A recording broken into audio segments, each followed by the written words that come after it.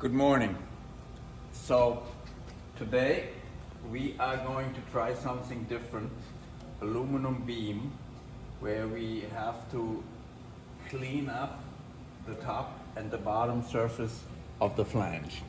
We don't have to do the sides, we don't have to do anything with the web, just these surfaces. For that, this happens to be a little bit over a 6-inch beam, 155 millimeter, about 6 1/8. We had to wait until we have this FG machine because it opens up to about 7 inches, 8 inches actually, 200 millimeters. But ultimately, for this application, I would build a custom DM1100Z machine with a larger contact roller, 43-inch working width, makes it a little bit easier to work the part.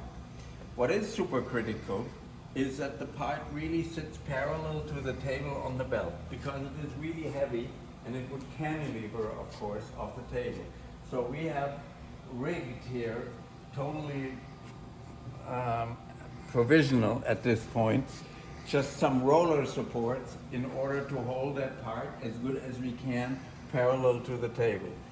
For the ultimate machine, we really would have to come up with a good support system that can be very well aligned with the table so that the part goes in perfectly parallel and comes out perfectly parallel to the table.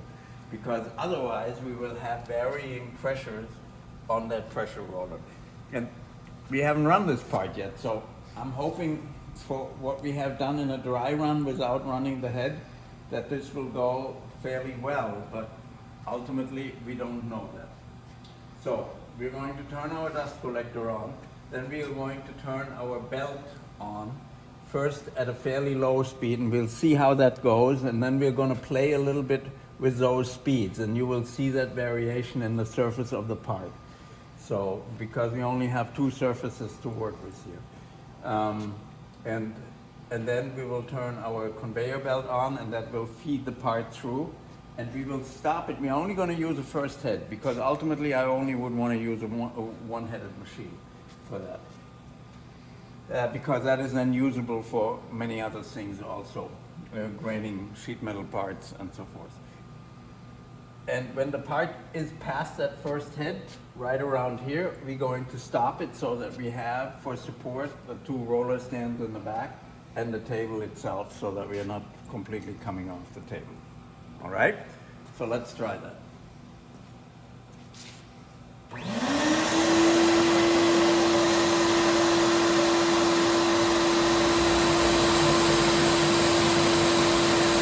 going to run, we're not going to put a lot of heat in that part, so we're going to run it very slow.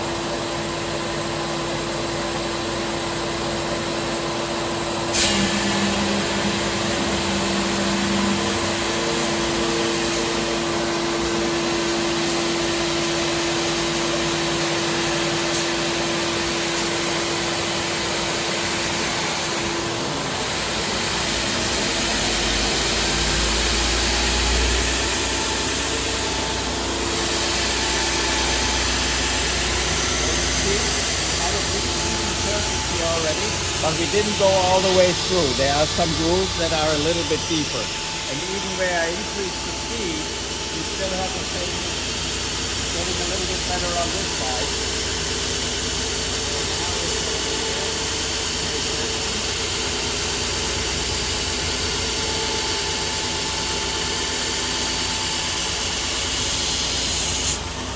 And we're going to stop.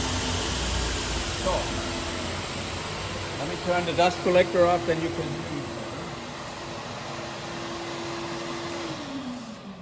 see. You notice we are just using a shop vac. That's not ideal, but what it does do with the shop vac, it takes the small particle out of the air that otherwise you would be breathing. So you see here, we've made a pretty nice surface. By the way, this is a P120 grid that we have on here.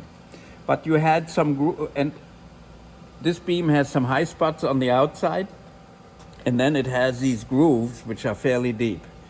So my cameraman here and we will have to take this beam, and you also see that we have a little bit more working here than we have here. You see that we have more left over here.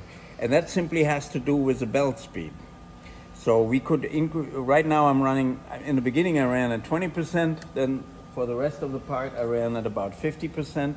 We can run at about 80% and see what that will do. We could also try to increase the pressure a little bit, even though I don't think that makes a lot of sense because we're already running a pretty good pressure, and I see that with the amount of sawdust that we have, grinding dust that we have on the part. So that was pass number one. I am not sure, unless you want to make it coarser, I'm not sure that ultimately you can totally do this in one single pass, but I think it should be doable in 2 passes.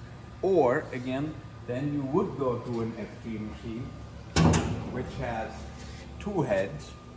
As you can see, here we have a 120 on here, which is a compact grain, KK 712X.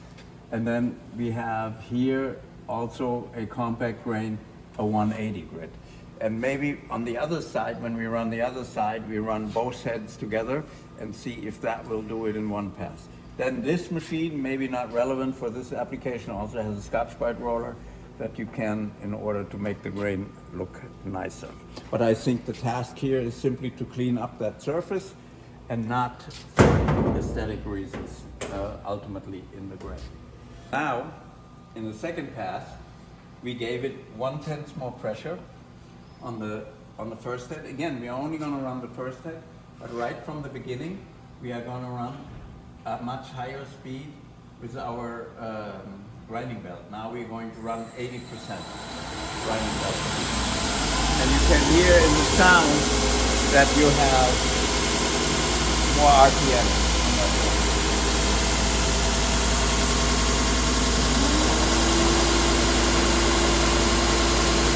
The conveyor belt speed, by the way, almost at the slowest rate, about 5 feet a minute. No, middle class is probably 8. You can hear now with that tenth more, we have a lot more grinding pressure. You hear that in the sound.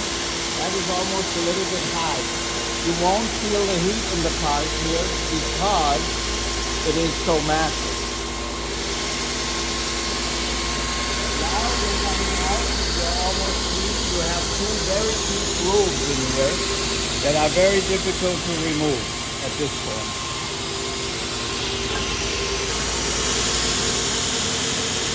No, don't do that.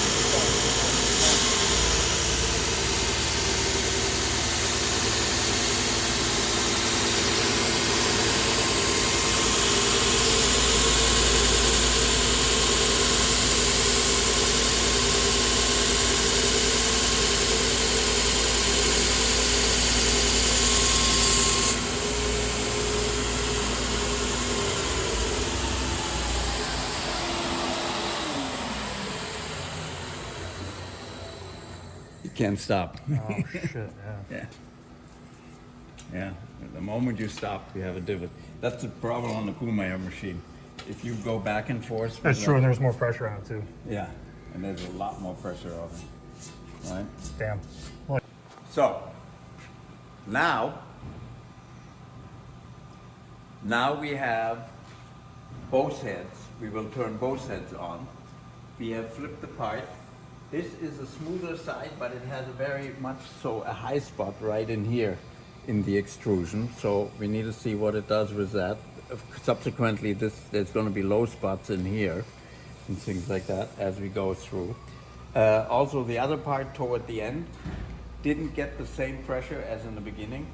It's almost like the extrusion shrunk a little bit towards the end or something like that. Or it could have to do with how the weight was distributed as the part came out of the machine. Yeah. So now we are going to try this, like I say, with a 2-head and just to see what that does. First P120, second one P180.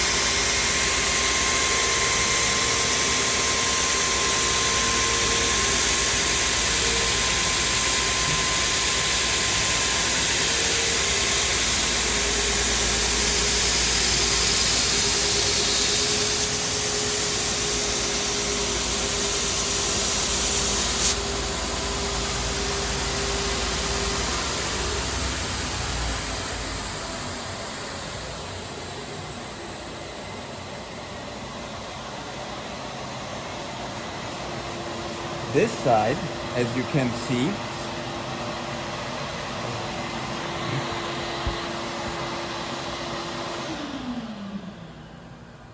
this side, as you can see, came out pretty clean in one single pass. Let me grab a broom for you. Again, at the beginning of the part, we had a little bit less pressure. And that can have very much to do with the support systems also as it goes in. So you see we have a little bit left out here, but then from here on, it is very, very clean. And of course, with a 180 grit, you have a much nicer surface in terms of looks and everything. So that, but again, I warn you, this side was way smoother than this side. So even with a two-head, this side may require two passes.